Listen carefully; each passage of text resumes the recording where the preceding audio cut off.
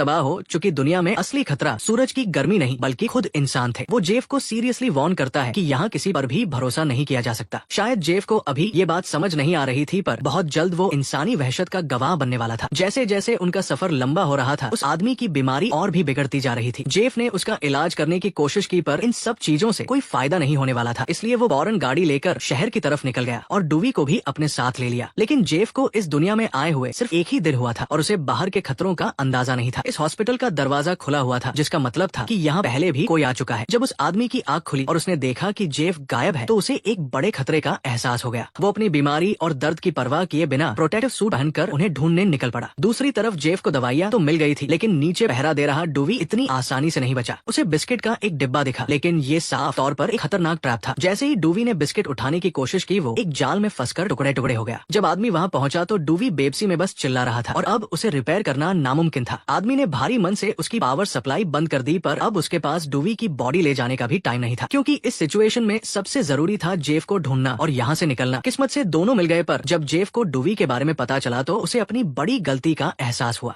और जैसा कि डर था, उनके निकलते ही पीछे से एक गाड़ी आ गई जो उनका पीछा कर रही थी। आदमी ने अपनी गाड़ी की लाइट्स बंद कर दी ताकि वो उन लोगों से बचकर निकल सके, लेकिन सामने वाली गाड़ी ने उनका पीछा नहीं छोड़ा, इसलिए उन्होंने एक टनल में छिपने का प्लान बनाया। जेफ ने उसे बताने की कोशिश की कि उनकी गाड़ी बहुत ऊंची है और वो टनल के अंदर नहीं जा पाएगी, लेकिन इस वक्त डर उस आदमी पर इतना हावी था कि उसने बिना कुछ सोचे जेफ को अंदर जाने को कहा। और वही हुआ जिसका डर था। गाड़ी की ऊंचाई के कारण सोलर पैनल्स पूरी तरह से टूटकर बिखर गए। वो पीछा करने वाली गाड़ी भी तेजी से उनकी तरफ बढ़ रही थी। ये देखते ही जेफ ने नीचे उतरकर अपनी पूरी ताकत से गाड़ी को धक्का दिया और उनके पकड़े जाने से ठीक पहले जेफ ने गाड़ी को टनल के अंदर पहुंचा दिया। टूटे हुए सोलर पैनल्स को देखकर उस आदमी को अपनी बेबसी पर बहुत गुस्सा आया। उस आदमी ने यहाँ जेफ को अपने और अपने कुत्ते की दिल दहला देने वाली कहानी सुनाई। उसने बताया कि दुनिया तबाह होने के बाद इंसान सामान के लिए एक दूसरे को मार रहे थे। एक दिन जब वो सुपरमार्केट में था तो उसने एक माँ और बेटी को ढेर सारा खाना जमा करते हुए देखा, लेकिन इस दुनिया में इतना सारा खाना किसी टाइम बम से कम नहीं था। और कुछ डाकुओं की नजर उन पर पड़ गई। उन्होंने न सिर्फ उनका सारा सामान छीन लिया, बल्कि बेरमी से उन माँ बेटी दोनों को मार डाला। और वो आदमी डर के मारे शेल्फ के पीछे छिपा हुआ ये सब कुछ अपनी आंखों से देखता रहा। जब डाकू चले गए तब उसने बाहर आकर देखा तो उन दोनों की सांसें बंद हो चुकी थी। तभी उसकी नजर उस छोटी बच्ची के बैग पर पड़ी, जिसमें से कुछ अजीब आवाज आ रही थी। जब उसने बैग की चेन खोली तो अंदर उसे ये छोटा सा कुत्ता मिला, जिसे उसने अपने पास रख लिया। उस दिन के बाद से जब भी उसे खाना मिलता वो पहले अपने इस प्यारे कुत्ते को खिलाता था, लेकिन अब वो अपनी जिंदगी के आखिरी पड़ाव पर था और उसे सिर्फ अपने कुत्ते की फिक्र थी। इसीलिए उसने जेफ को बनाया था और इस पल जेफ को भी अपने होने का असली मकसद समझ आ गया। वो चुपचाप गोल्डन गेट ब्रिज की तरफ गाड़ी चला रहा था कि तभी एक तितली विंडशील्ड से टकराई। उसने फौरन गाड़ी रोकी और ये अच्छी जबर उस आदमी को बताई कि शायद अब बाहर खतरा नहीं है, क्योंकि अगर कोई जीव बाहर जिंदा है मतलब अब अल्ट्रावायलेट रेडिएशन खतरनाक नहीं रही। उस आदमी ने डरते डरते अपना हाथ बाहर निकाला, पर फिर झिझक कर वापस खींच लिया। उसने दोबारा कोशिश की और इस बार उसे जलन का कोई एहसास नहीं हुआ, तो वो धीरे से बाहर निकला। उसे कोई दर्द महसूस नहीं हो रहा था, बस सूरज की वो गर्म रोशनी थी जो उसने सालों से महसूस नहीं की थी। शायद कुदरत ने धीरे धीरे खुद को ठीक करना शुरू कर दिया था और वो इस पल को जी भरकर जीना चाहता था। उसने अपना सबसे अच्छा सूट पहना और वो कैंड फूड खोला जो उसने इतने वक्त से बचा कर रखा था। ये शायद उसकी जिंदगी का सबसे बेहतरीन खाना था जो उसके लिए अब एक लग्जरी बन चुका था। यहाँ उसने जेफ को बताया कि उसका बचपन से एक ही सपना था कि वो एक बार गोल्डन गेट ब्रिज देखे। जेफ ने ये सुनते ही कहा कि हम अभी निकल सकते हैं, यहाँ से बस 18 घंटे का रास्ता है। लेकिन जेफ को अभी तक ये समझ नहीं आया था कि मौत का असली मतलब क्या होता है। अपनी जिंदगी के आखिरी पलों में वो आदमी जेफ को कुत्ते के साथ खेलना सिखा रहा था। उसने एक बॉल फेंकी और कुत्ते को उसे वापस लाने के लिए कहा, जो उसने फौरन किया। फिर उसने वही बॉल जेफ को दी और उसे भी कुत्ते के साथ बॉन्डिंग बढ़ाने के लिए ऐसा ही करने को कहा। जेफ ने बॉल को दूर फेंका और ये देखकर उस आदमी को लगा कि अब वो शांति से जा सकता है, लेकिन अगले ही पल कुत्ते ने जेफ को पूरी तरह इग्नोर किया और बॉल वापस अपने मालिक के पास ले आया।